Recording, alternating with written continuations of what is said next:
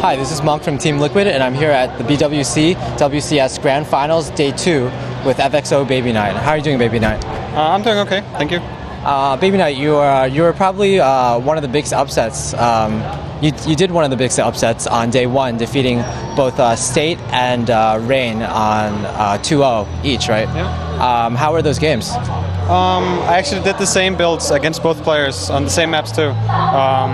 And I don't know, I felt like they chose bad builds for the maps, especially Rain. So I just kind of had an advantage and I just kept microing for a long time and I ended up winning. What build did you choose, and what builds do you feel that Rain chose badly? Okay, so against Rain, the first game was on Daybreak. I went the 3-gate pressure with pretty high economy, and he went for like a 1-gate expansion with a robo also, very greedy.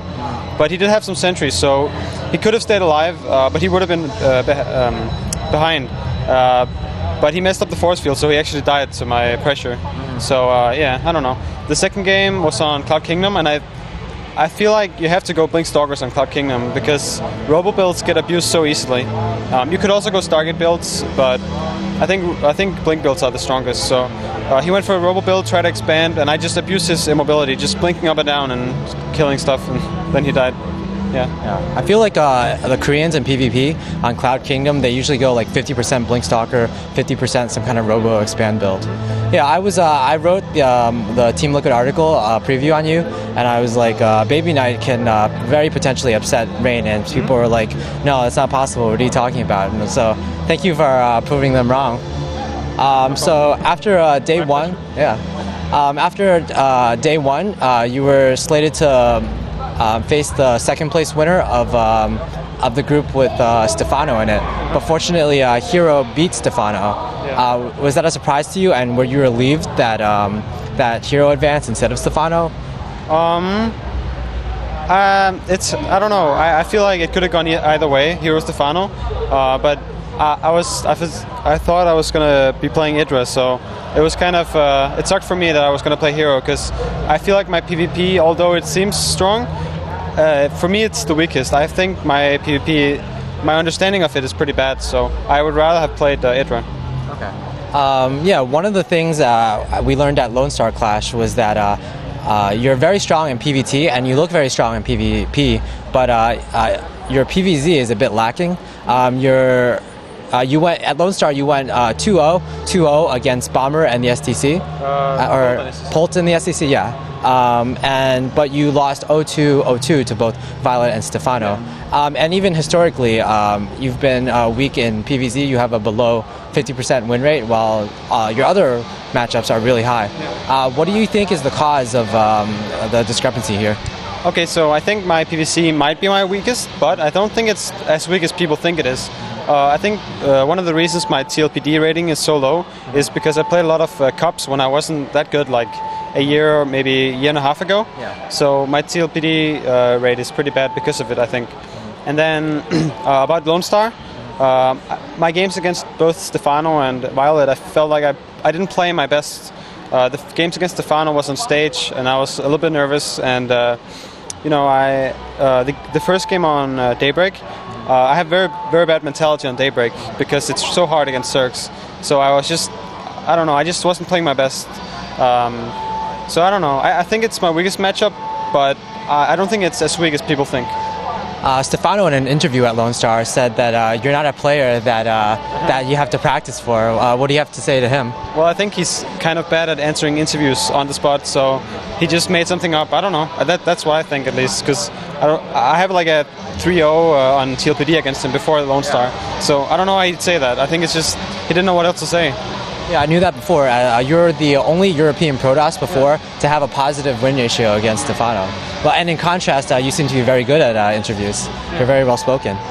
Okay, so today you played Hero and you lost 3-1, 1-3. How did those games go?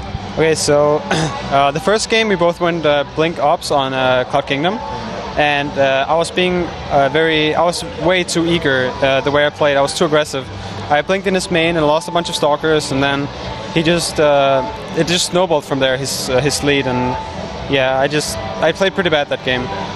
Second game was on Entombed, and I had prepared a build, pretty old build actually, but it's pretty good. It's like 1 gate pressure into a very safe 3 gate robo and then expand.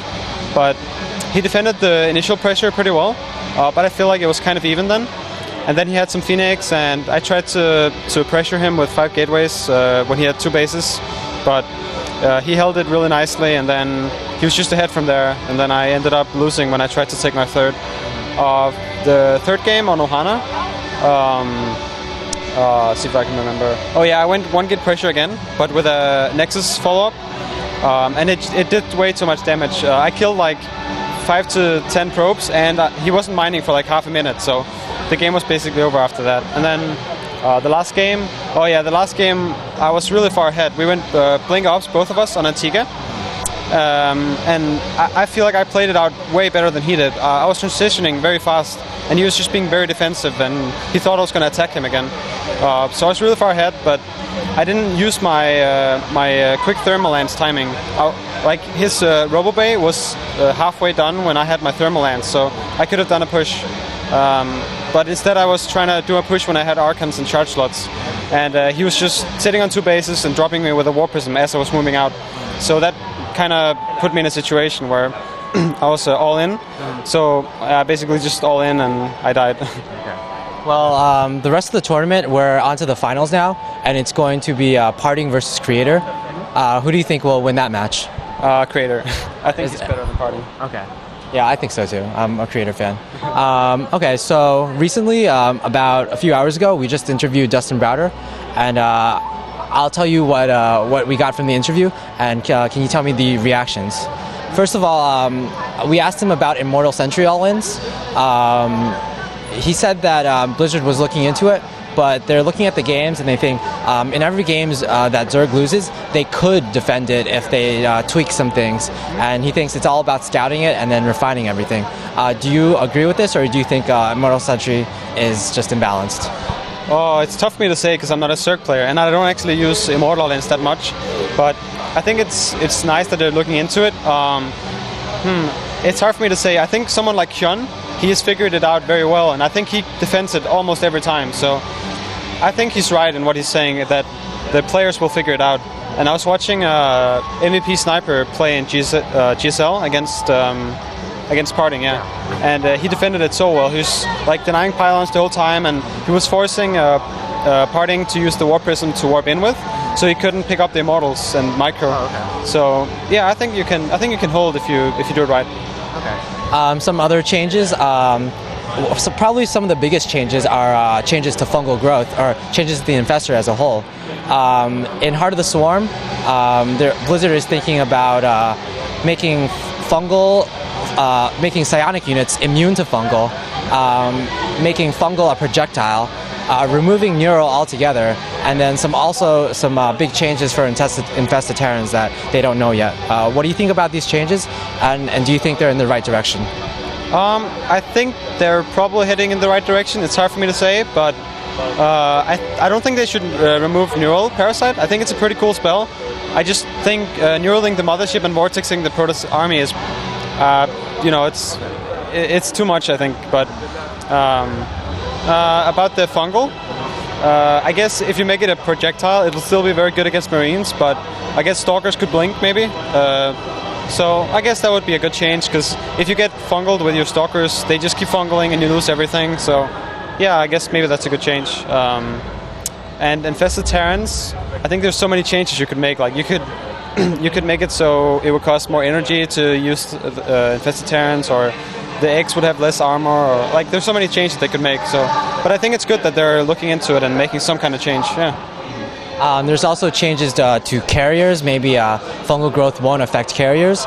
In Heart of the Swarm, interceptors. Yeah. Sorry. And also they're thinking of changing Mothership altogether, so that Mothership will only be used in casual play instead of, and they'll bring in other units such as the Tempest to fill that hole. What do you think about these changes?